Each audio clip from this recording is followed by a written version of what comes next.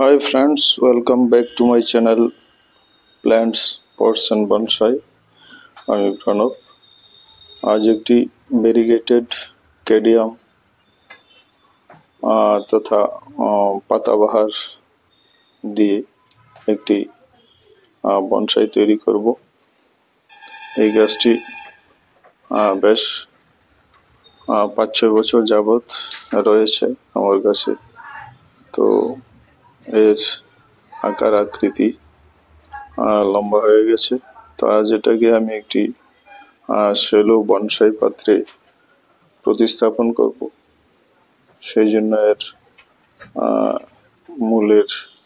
মোটা মূলের কিছু অংশ আমি কেটে বাদ দিই, তারপরে একটি শ্যালো পাত্রের মধ্যে বসিয়ে একে আকারে অনেক ছোট করে একটা বনসাই তৈরি করব এই পাতাবাহার গাছের।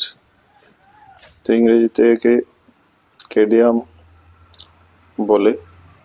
তো নির্দিষ্ট ভাবে এর নাম আমার জানা নেই, তবে সব পাতাবাহার জাতীয় গাছকেই ইংরেজিতে ক্যাডিয়াম বলে। আর এই পাতাগুলি এর ভেরিগেটেড এবং গোলাকার। প্রচুর গ্রীষ্মকালে প্রচুর পাতা ডালপালা তৈরি হয় এবং গাছটিকে দেখতে খুবই সুন্দর লাগে। ইনডোর আউটডোর রাখা যায়, তবে দীর্ঘদিন ইনডোরে থাকলে এর পাতার রং ফ্যাকাশে হয়ে যায়। তো এগুলিকে মাঝে মাঝে আউটডোরেও রাখতে হয়, বিশেষ করে ছায়াযুক্ত অর্ধেক রৌদ্র অর্ধেক ছায়াযুক্ত স্থানে রাখলে এগুলি দেখতে খুব ভালো লাগে। তাই আমি নিচের শক্ত মূলের কিছুটা অংশ বাদ দিয়ে এটাকে আমি রিপোর্ট করে নিচ্ছি।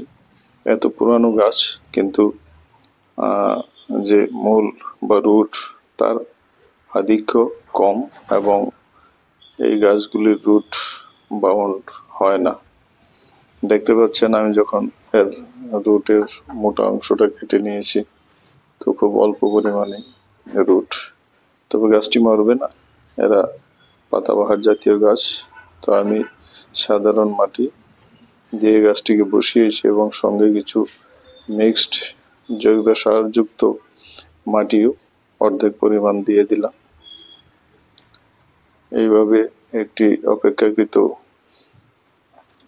পাতলা শ্যালো অগভীর পাত্রের মধ্যে গাছটিকে বসিয়ে এটাকে আরো হার্ড প্রুনিং করে ছোট করে একটি বনসাইয়ের আকার দেওয়ার জন্য কাজ করছি।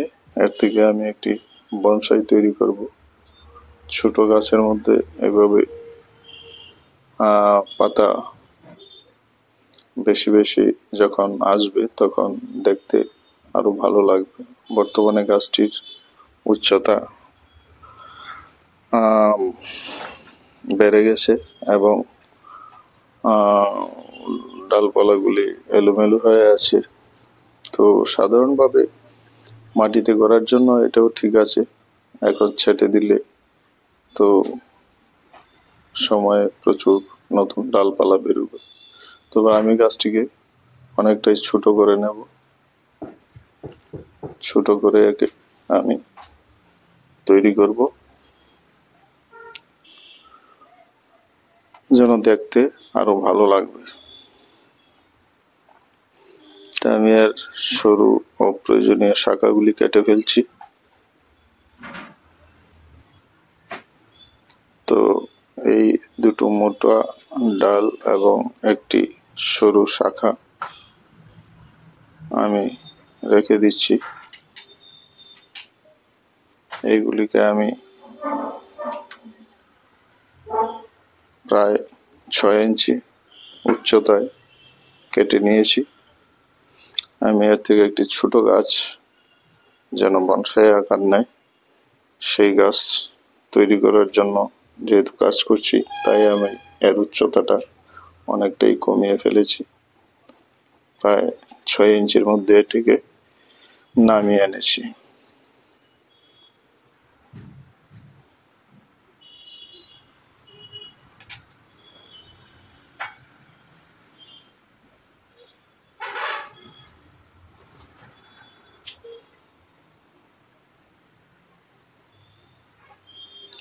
বিভিন্ন ধরনের পাতাবাহার দেখতে পাওয়া যায়। কিছু কিছু রঙিন পাতাযুক্ত বিভিন্ন ভেরিগেটেড অসংখ্য ধরনের পাতাবাহার আছে। তো এই গাছটি আমার কাছে আমার বাগানে অ্যাভেলেবল ছিল, তাই এর থেকে একটি বনসাই তৈরি করার জন্য কাজ শুরু করে দিলাম। তা আমি কাটা স্থানে কিছু ফাঙ্গিসাইডের প্রলাপ লাগিয়ে দিলাম, যাতে এর কাণ্ডের লিকুইডটা লস না হয় এবং কাণ্ডটা শুকিয়ে না যায়, সেই জন্য। তো আমি এইগুলি একটু লাগিয়ে দিলাম। তো এইভাবে আমি একটি পাতাবাহারের বনসাই তৈরি করার জন্য কাজ করলাম।